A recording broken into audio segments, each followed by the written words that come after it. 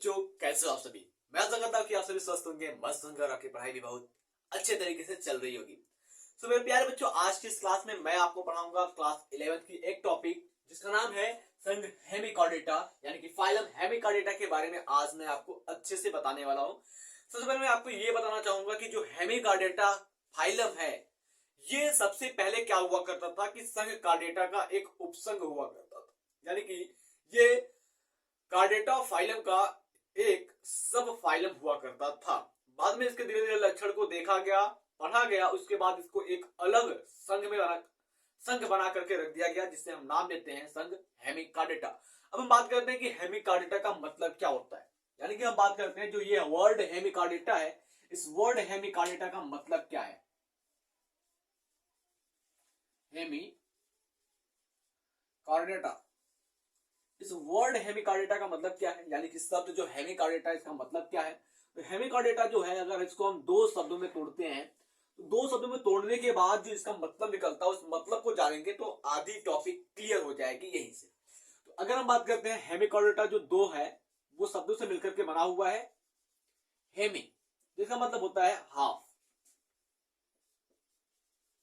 Half, okay. And जो second है वो है कॉर्डेटा, जिसको हम कॉर्डा कहते हैं, ठीक है।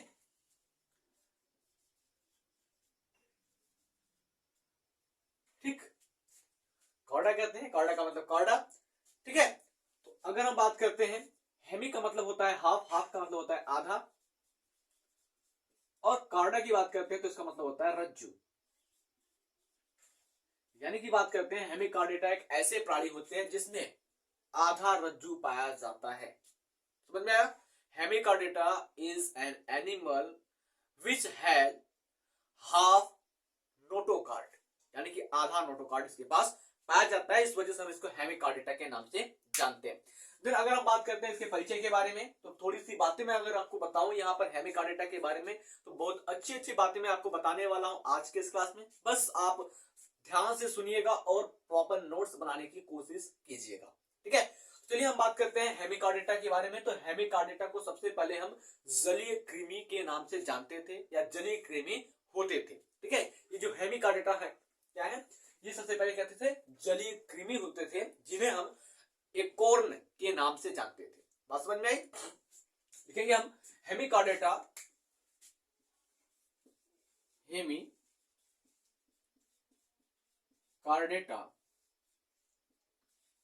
जलीय कृमि होते थे, यानी कि इसका मतलब क्या हो जाएगा कि जो हेमिकॉर्डेटा संघ के प्राणी हुआ करते थे, वो सबसे पहले जल के अंदर रहते थे, इसलिए हम इसको जलीय कृमि कहते थे, या जलीय कृमि ये होते थे। और हम इन जलीय कृमि को क्या करते थे, जिन्हें एकॉर्न क्या कहते हैं, एकॉर्न कृमि कहते हैं, एकॉर्न कृमि, एकॉर्न कृमि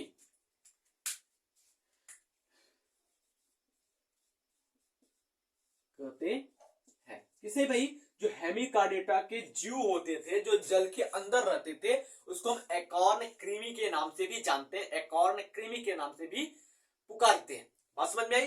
दूसरी अगर हम बात करते हैं, दूसरा पॉइंट इसके इंट्रोडक्शन में क्या हो जाएगा, तो दूसरी पॉइंट भी बहुत मजेदार है। दूसरा पॉइंट ये है कि हेमिकॉर्डेटा संघ के जितने भी जीव होते हैं, उनमें कार्डेटा के समान, यानी कि संघ कशेरुकी जो है, कॉर्डेटा जो है, उसके जैसे बहुत सारे लक्षण देखने को मिलते हैं। लेकिन अगर हम बात करते हैं तो यहाँ पर पश्च गुदा, पूछ, पृष्ठ रज्जु नहीं पाई जाती है, जिस वजह से इन्हें हम हेमिकॉर्डेटा के नाम से जानते हैं। कुछ चीजें कॉर्डेटा के जैसी होती है, कुछ चीजें कॉर्डेटा के जैसी नहीं होती है, इस वजह से इसको हम आधा कॉर्डेटा के नाम से जानते हैं, आधा कशेरुकी के नाम से जानते हैं। बात समझ में आया। तो हम यहां पर लिखेंगे कि इसमें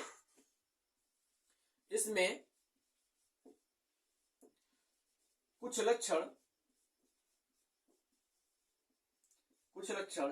कॉर्डेटा के समान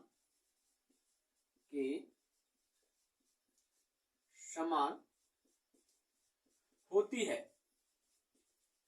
परंतु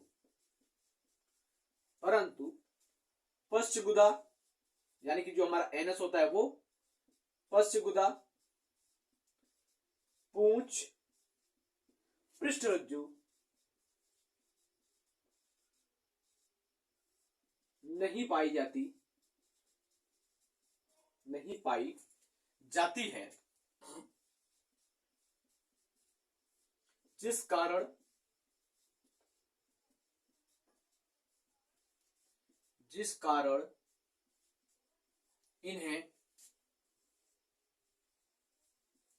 जिस कारण इन्हें हेमिकॉर्डेटा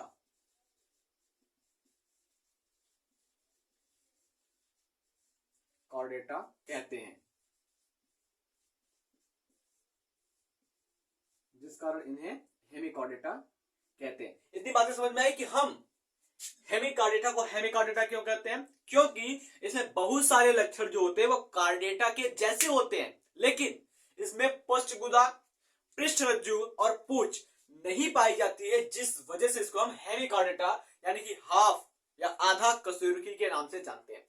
ये रहा इसका परिचय। अब आगे हम बात करते हैं इसके सामान्य लक्षण को, फिर विशिष्ट लक्षण की बात करते हैं, यानी कि बारी बारी से हम क्या करेंगे, एक एक लक्षण को अच्छे तरीके से समझेंगे। वीडियो भले ही लंबा हो जाएगा लेकिन इंफॉर्मेशन आपको पूरा दिया जाएगा, ताकि एक भी क्वेश्चन इन सभी टॉपिक से छूटना नहीं चाहिए किसी भी एग्जाम के अंदर। चलिए अगर हम बात करते हैं तो इसके सामान्य लक्षण की बात करने से पहले हम आपको कहना चाहेंगे कि इन सभी पॉइंटों को आप फटाक से अपने कॉपी में नोट कर लीजिए। क्लास चाहे ऑफलाइन हो चाहे ऑनलाइन हो, जब भी आप पढ़ाई करें तो कॉपी पेन सामने रखें, ठीक है। कब कौन सा चीज नोट करने की बारी आ जाए,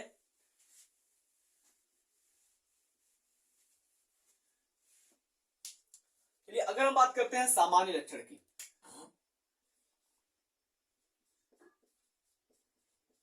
सामान्य लक्षण की, यानी कि हम बात करते हैं जनरल कैरेक्टर की।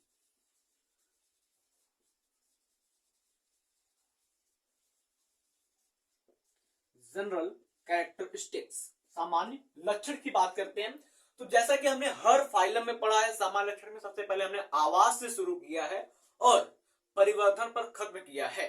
ठीक उसी प्रकार से हम यहां पर भी आवाज से शुरू करेंगे और परिवर्धन पर खत्म करेंगे, यानी कि टोटल हम 13 पॉइंट पढ़ने वाले हैं और एक आखिरी जो आपका होगा एग्जाम्पल होगा। तो इस 13 पॉइंट को मैं आपके दिमाग में फिट करने वाला हूं, तो बस एक बार मेरे साथ जोरों से लग जाइए और बिना इधर उधर देखे सीधे सीधे अपने मोबाइल के स्क्रीन पर और कॉपी पर देखिए। चलिए अगर हम बात करते हैं सबसे पहले नंबर पर, तो पहला नंबर हमारा आता है किसका, आवाज। आवाज मतलब क्या है, इनका हैबिटाट क्या होता है, ये रहते कहां भैया, जैसे हम क्या है अपने घर पर रहते हैं ना पृथ्वी के ऊपर, तो इसी प्रकार से जो हेमिकॉर्डेटा के जंतु होते हैं वो कहां रहते हैं, इनका घर कहां होता है भाई, उसकी बात करते हैं। तो अगर हम बात करते हैं ये जो होते हैं मुख्यतः बिल बनाकर रहते हैं, बरो बना करके रहते हैं, समुद्र के किनारे, समुद्र के अंदर भी पाए जाते हैं, ठीक है। तो हम कह सकते हैं कि ये मुख्यतः बिलों में पाए जाते हैं और कुछ समुद्र में भी रहते हैं। तो हम लिखेंगे कि ये मुख्यतः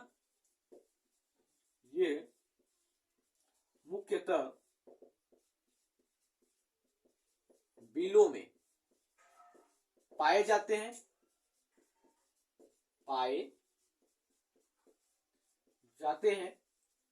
और कुछ प्रजातियां या और कुछ जीव कह सकते हैं, जीव समुद्र में रहते हैं,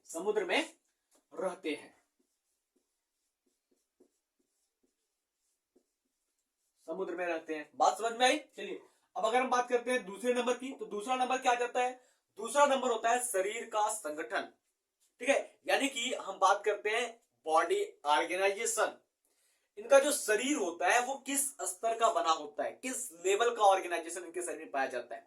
जैसे अगर हम बात करते हैं सिंपली जो हमने पोरीफेरा संघ को पढ़ा, वहां पर जो बॉडी ऑर्गेनाइजेशन था कैसा था, वो बॉडी ऑर्गेनाइजेशन था कोशिकीय स्तर का।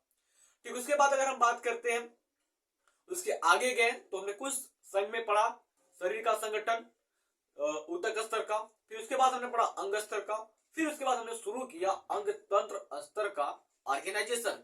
तो हमारा यानी कि हम लोग कार्डेटा है और हमारे का आधा हेमिकॉर्डेटा हेमिकॉर्डेटा और कार्डेटा, इसके अलावा आर्थ्रोपोडा की बात करते हैं, मोलस्का की बात करते हैं, तो सभी के अंदर जो शरीर का संगठन स्तर है वो क्या है, अंग तंत्र स्तर का है। दैट मीन्स अगर हम बात करते हैं ऑर्गन सिस्टम लेवल का ऑर्गेनाइजेशन पाया जाता है बॉडी का, यहाँ पर विभिन्न कार्यों को करने के लिए विभिन्न प्रकार के अंग सम्मिलित होते हैं या अलग अलग प्रकार के अंग मिलकर के एक तंत्र का निर्माण करते हैं जिसे हम अंग तंत्र का नाम देते हैं। बात समझ में आया? जैसे शरीर में क्या होता है, उत्सर्जन के लिए उत्सर्जन तंत्र, पाचन के लिए पाचन तंत्र, जनन के लिए जनन तंत्र, गमन के लिए गमन वाला अंग, परिसंचरण के लिए परिसंचरण तंत्र, तो विभिन्न प्रकार के अंग पाए जाते हैं। तो जितनी बातें मैंने आपको यहाँ पर बताया है सबके सब मैं बातों को आपको अच्छे से समझाऊंगा कि परिसंचरण तंत्र कैसा होता है, जनन तंत्र कैसा होता है, उत्सर्जन तंत्र कैसा होता है, पाचन तंत्र कैसा होता है, इन सभी के बारे में मैं आपको बारी बारी से बताऊंगा।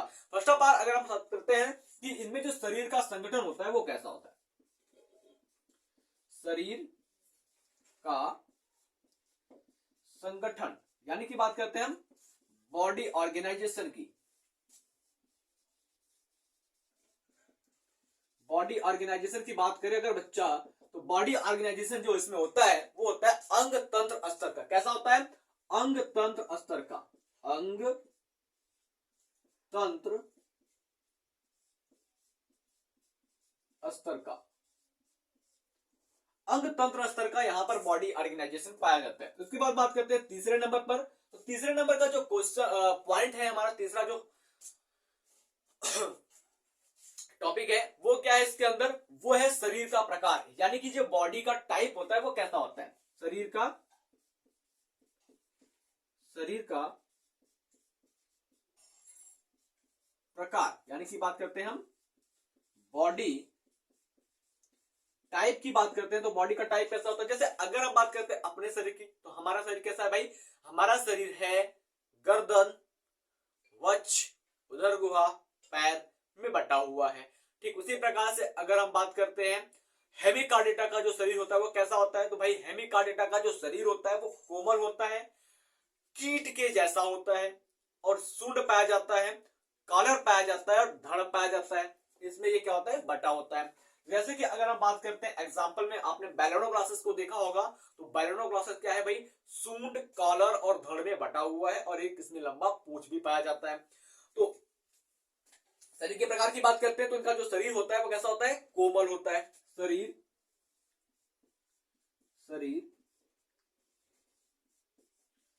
कोमल यानी कि चिकना, कीटनुमा,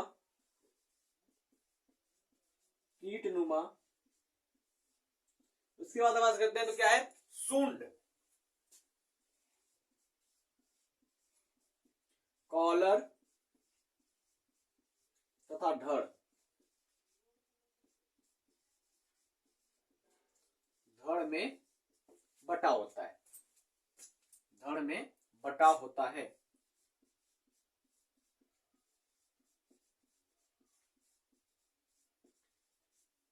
बात समझ में आई? आगे हम बात करते हैं चौथे नंबर पर।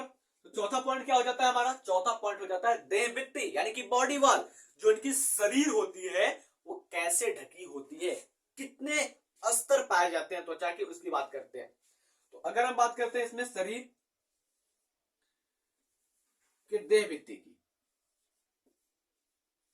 देहभित्ति की बात करते हैं, इसको हम क्या कहते हैं, बॉडी वॉल कहते हैं।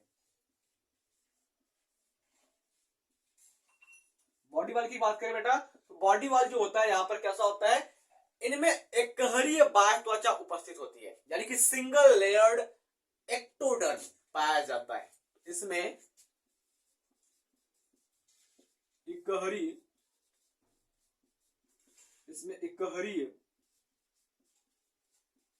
बाह्य त्वचा, एकहरीय बाह्य त्वचा उपस्थित होती है।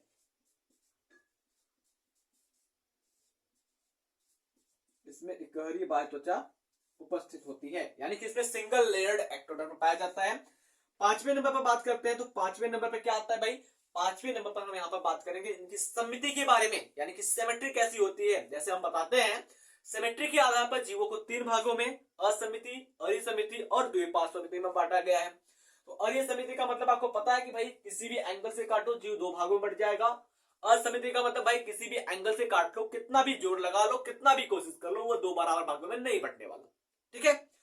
द्विपार्श्वमिति की बात करते हैं तो किसी भी जीव को टॉप टू बॉटम यानी कि ऊपर से नीचे तक फाड़ डालो, वो 2 बराबर भागों में बट जाएगा। ठीक है। तो अगर हम बात करते हैं यहां पर समिति की,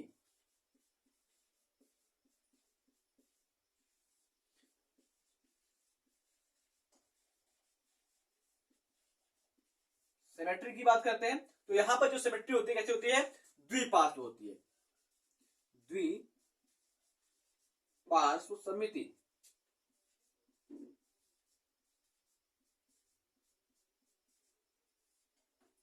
द्विपार्श्व समिति पाई जाती है। बात समझ में आई भाई। चलो अगले पॉइंट की बात करते हैं कि इसमें देहगुहा कैसी होती है, पाचन तंत्र कैसा होता है, श्वसन तंत्र होता है, परिसंचरण तंत्र कैसा होता है, उत्सर्जन कैसा होता है। लेकिन सबसे पहले आप इन पॉइंट को नोट कीजिए ताकि मैं जगह खाली कर। ठीक।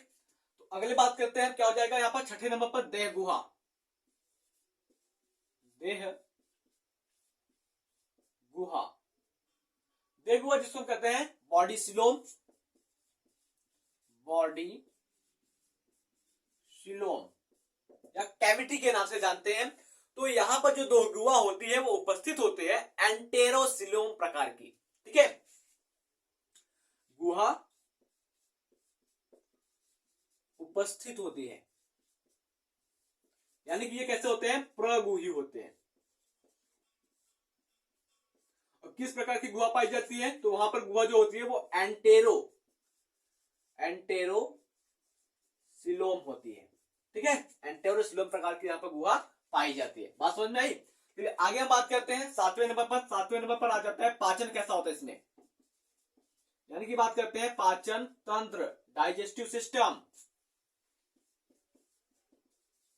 डाइजेस्टिव सिस्टम, देखो यहां से क्या होता है आपका विशिष्ट लक्षण शुरू हो जा रहा है। कहां से, यहां 7वें नंबर से आपका विशिष्ट लक्षण शुरू हो जा रहा है। किसी भी जीव के अंदर यही चीजें उनको सबसे अलग बनाती है। बाकी ये तो क्या है अभी जो हमने पढ़ा, आवास, शरीर का संगठन, शरीर का प्रकार, देहवृत्ति, सम्मिति, देहगुहा, ये पढ़ा, इन सभी में कॉमन है, ये चीजें होती ही होती है। लेकिन अगर हम बात करते हैं जो पाचन तंत्र होता है, श्वसन होता है, परिसंचरण, उत्सर्जन, संवेदी अंग, जनन, परिवर्धन, ये इनके विशिष्ट लक्षण को बताती है, स्पेशल कैरेक्टर को बताती है कि भाई इसमें पाचन तंत्र किसी में अलग प्रकार का होगा, किसी में पाचन तंत्र पूर्ण होगा, किसी में अपूर्ण होगा, किसी में आहार नाल सीधा होता है, किसी में आहार नाल किसी आकार में बना होता है। ठीक है। किसी में श्वसन अलग तरीके से होता है, परिसंचरण तंत्र किसी में बंद होता है, किसी में खुला होता है, किसी में मिक्स प्रकार का होता है, किसी में उत्सर्जन तंत्र पूर्ण विकसित होता है, किसी में उत्सर्जन तंत्र पाया ही नहीं जाता। तो इस प्रकार से अलग अलग विशेष लक्षण अलग अलग जीवों में पाए जाते हैं। ठीक है। तो अगर हम बात करते हैं इसके पाचन तंत्र की, तो यहाँ पर जो पाचन तंत्र होता है भाई पूर्ण होता है, यानी कि कंप्लीट डाइजेस्टिव सिस्टम इसमें उपस्थित होता है।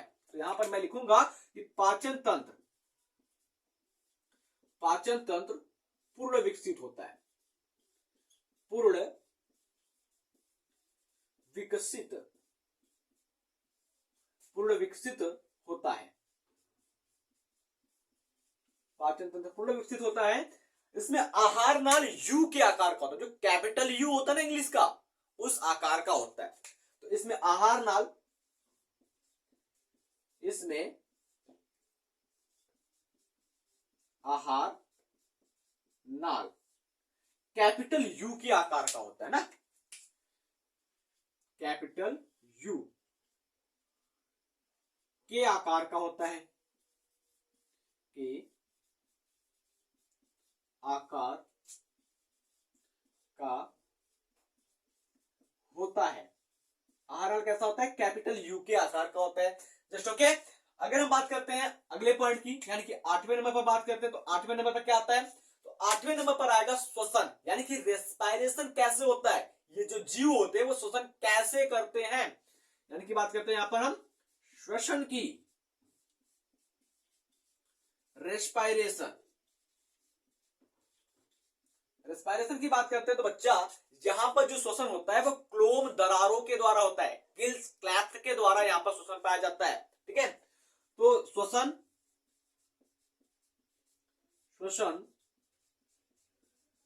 क्लोम दरारों यानी कि बात करते हैं गिल्स क्लैफ्ट, क्या गिल क्लैफ्ट, गिल क्लैफ्ट के द्वारा होता है, के द्वारा होता है, गिल क्लैफ्ट के द्वारा होता है। बात समझ में आया?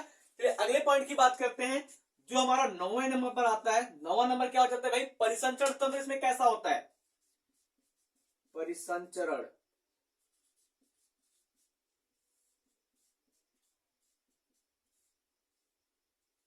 यानी कि बात कर रहे हैं यहां पर सर्कुलेटरी सिस्टम की।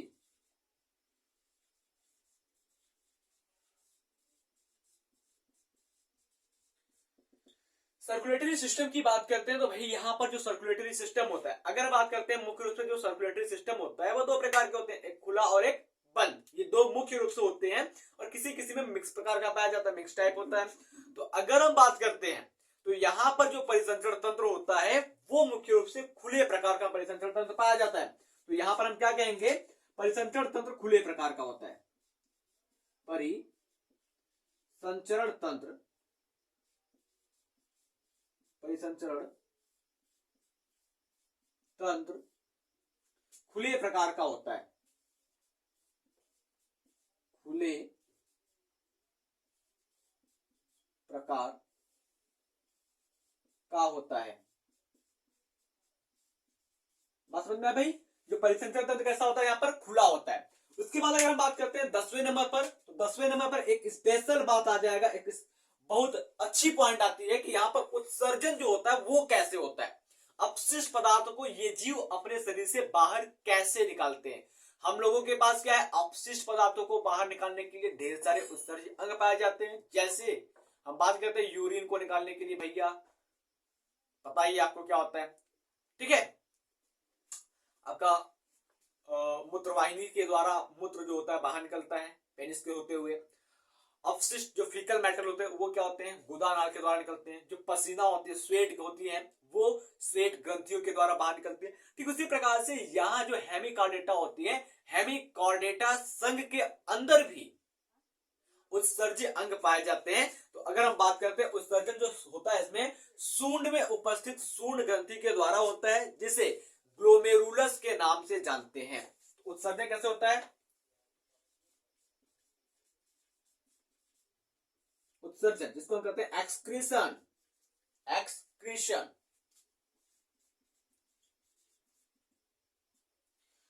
इसमें उत्सर्जन, इसमें उत्सर्जन सूंड में उपस्थित, ठीक है, सूंड में उपस्थित या सूंड में स्थित, सूंड में स्थित सूंड ग्रंथि,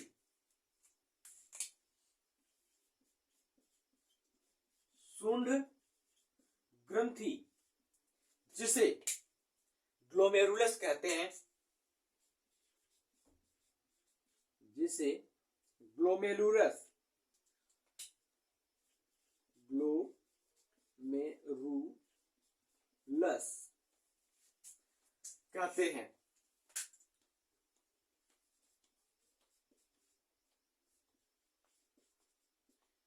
के द्वारा होता है। यानी कि भाई बात करते हैं यहाँ इसके सूंड में क्या होता है? एक सूंड ग्रंथि उपस्थित होती है जिसको हम ग्लोमेरुलस के नाम से जानते हैं। उस ग्लोमेरुलस के द्वारा ही यहाँ पर उत्सर्जन होता है। इतना पॉइंट हो गया। अगर हम अगले पॉइंट की बात करते हैं तो अगला पॉइंट जो आपका आता है 11वां नंबर। 11वें नंबर पर अगर हम बात करते हैं तो आ जाता है संवेदी अंग। संवेदी अंग जिसको हम क्या कहते हैं? सेंस ऑर्गन कहते हैं। सेंस ऑर्गन की बात करते हैं बच्चा, तो सेंस ऑर्गन, संवेदी अंग एक ऐसे अंग होते हैं जो वातावरण में होने वाले चेंजेस के बारे में, एनवायरमेंट में होने वाले बदलाव के बारे में क्या करते हैं, वो हमको बताते हैं। ठीक है, वो हमको पता दिलाते हैं कि हमारे आसपास क्या चीजें परिवर्तित हो रही है, उनका आभास करवाते हैं। तो अगर हम बात करते हैं इनमें संवेदी अंग कौन है, तो बाह्य त्वचा की जो संवेदी कोशिकाएं होती हैं वो संवेदी अंग के भांति काम करती है। यानी कि इसके अंदर क्या होती है, इकहरी बाह्य त्वचा पाई जाती है, और ये इकहरी बाह्य त्वचा जो होती है उसकी जो कोशिकाएं होती है वो संवेदी अंग के जैसा काम करती है। तो यहां पर लिखेंगे कि बाह्य त्वचा की संवेदी कोशिकाएं, बाह्य त्वचा की संवेदी कोशिकाएं, संवेदी कोशिकाएं, बाह्य त्वचा की संवेदी कोशिकाएं संवेदी अंग का कार्य करती हैं, संवेदी अंग का कार्य करती है। बात समझ में आई भाई? अच्छी बात है अगर आपको समझ में आ गई तो। और अगर कोई भी दिक्कत हो तो भाई मैं आपके लिए हमेशा उपस्थित हूं। ठीक है, अगर हम बात करते हैं अगले पॉइंट की, तो अगला पॉइंट यहां पर क्या हो जाएगा, अगला पॉइंट में हम पढ़ेंगे यहां पर जनन किस प्रकार का होता है, परिवर्धन किस प्रकार का होता है, एट द एंड हम पढ़ेंगे एग्जाम्पल क्या होता है। लेकिन उससे पहले हम कहेंगे यहां पर दो विशेष बात हेमिकार्डिटा से संबंधित जो आपको जानना बहुत ही ज्यादा जरूरी है। ठीक है, सबसे पहले अगर हम बात करते हैं यहां पर जनन, जनन जिसको हम कहते हैं रिप्रोडक्शन, ये किसी भी लिविंग ऑर्गेनिज्म का मेन कैरेक्टर है। यानी कि हम बात करते हैं पॉइंट नंबर 12 की, जिसको कहते हैं जनन, इसको इंग्लिश में कहते हैं हम रिप्रोडक्शन। रिप्रोडक्शन, तो हमको पता है कि भाई जनन दो प्रकार से होते हैं, लैंगिक, अलैंगिक। लेकिन यहां पर जो जनन होगा वो लैंगिक जनन होगा। लेकिन उससे पहले कुछ बातें आप जान लीजिए कि अगर हम बात करते हैं जो प्राणी होते हैं वो भी दो प्रकार के होते हैं, वो एक लिंगी और उभय लिंगी। एक लिंगी ऐसे प्राणी होते हैं जिसमें नर और मादा अलग अलग पाए जाते हैं। उभय लिंगी एक ऐसे प्राणी होते हैं जिसमें नर और मादा एक ही शरीर के अंदर उपस्थित होता है। वेट 1 सेकेंड,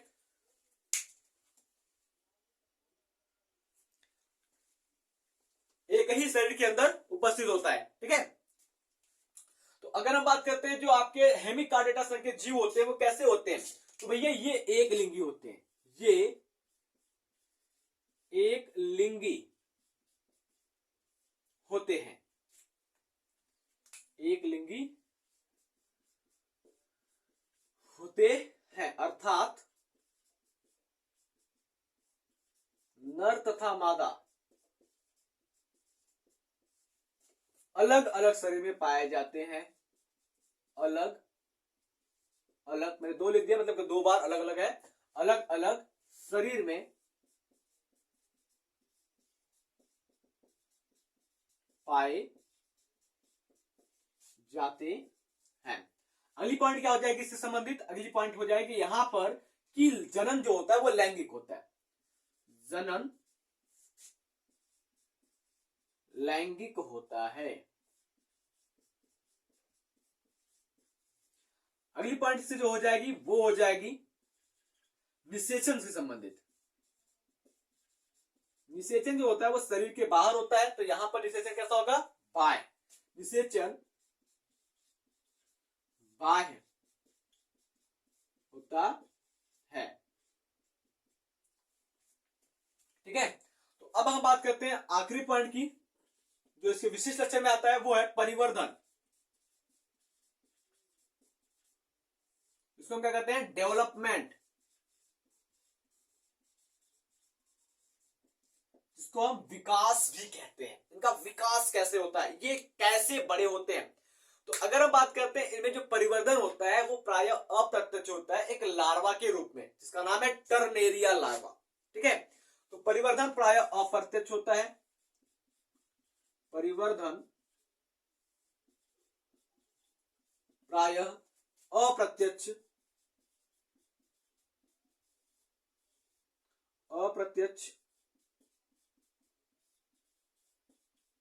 अप्रत्यक्ष होता है।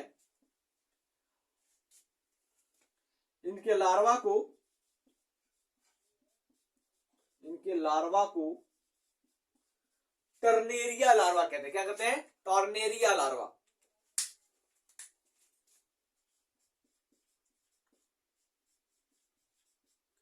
टर्नेरिया लार्वा कहते हैं।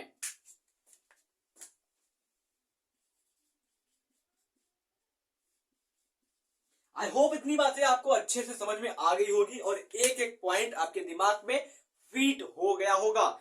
अगर थोड़ा सा भी आपको लगता है कि हाँ यहां पर कोई दिक्कत है या किसी पॉइंट पर आपको नहीं समझ में आया तो आप बेझिझक हमसे पूछ सकते हैं। ठीक है, कमेंट बॉक्स में कमेंट करके पूछ सकते हैं। और इतनी बातों को आप अच्छे से नोट कर लीजिए और चलते हैं हम आपको अगली पॉइंट की ओर ले चलते हैं, जो एक विशेष बात है हेमिकार्डेटा के बारे में। तो हेमिकार्डेटा के उन विशेष बातों को आपको जानना बहुत ही जरूरी है। फिर उसके बाद मैं आपको एग्जांपल बताऊंगा और एट द एंड जो क्लास है वो आपकी समाप्त हो जाएगी आज की।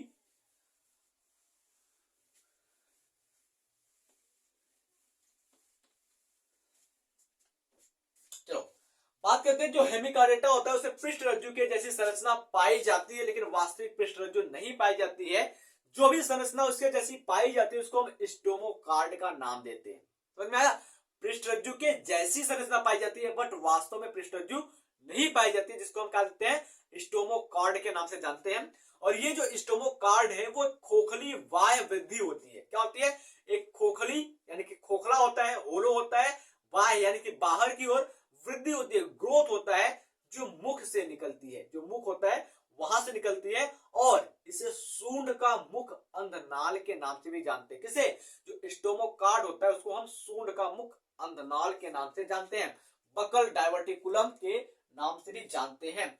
चलिए अगर हम बात करते हैं इसमें विशेष बात क्या है, हम बात करते हैं समान लक्षण को पहले यहां से मिटाऊं, नोट की बात करते हैं।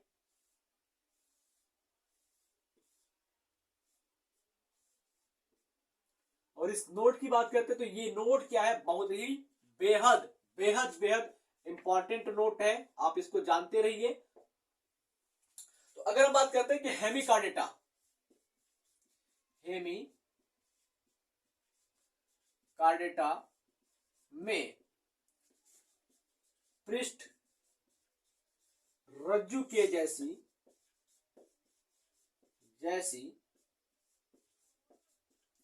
संरचना पाई जाती है,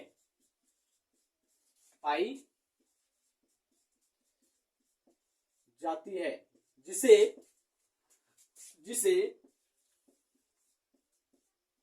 हेमिकार्डेटा के नाम से स्टोमोकार्ड के नाम से जानते हैं, जिसे स्टोमोकार्ड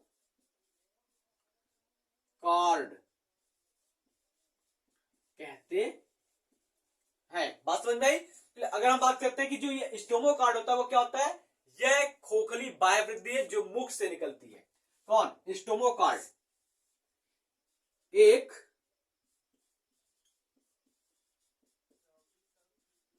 खोखली बाह्य वृद्धि है जो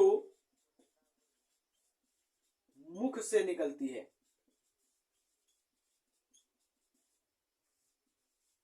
मुख से निकलती है। उसके बाद अगर हम बात करेंगे किसको? स्टोमोकार्ड की बात करते हैं तो स्टोमोकार्ड को एक और नाम से जाना जाता है।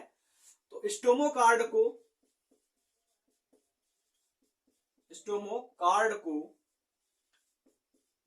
सूंड का मुख अंधनाल कहते हैं। क्या कहते हैं? सूंड का मुख अंधनाल।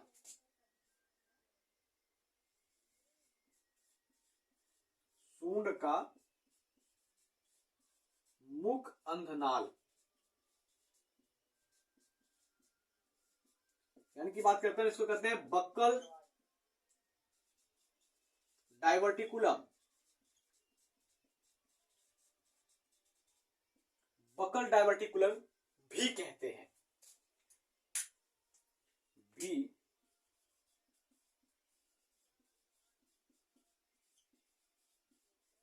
बात समझ में आई? अब अगर हम बात करते हैं तो आपका मेन पॉइंट है जिसका आपको बेसब्री से इंतजार है, वो पॉइंट है उदाहरण, यानी कि बात करते हैं एग्जाम्पल की। तो यहां पर एक सबसे फेमस एग्जांपल है, उसको आप नोट कर लीजिए, जिसका नाम है बैलेनोग्लॉसस। बैलेनोग्लॉसस,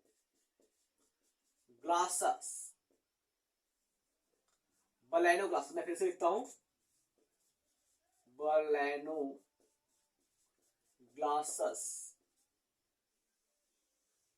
जो हेमिकॉर्डेटा संघ का एक बहुत ही प्रसिद्ध सुविख्यात उदाहरण है। इसको आप नोट कर लीजिए। मिलते हैं आपसे अगले क्लास में, तब तक के लिए जय हिंद, जय भारत।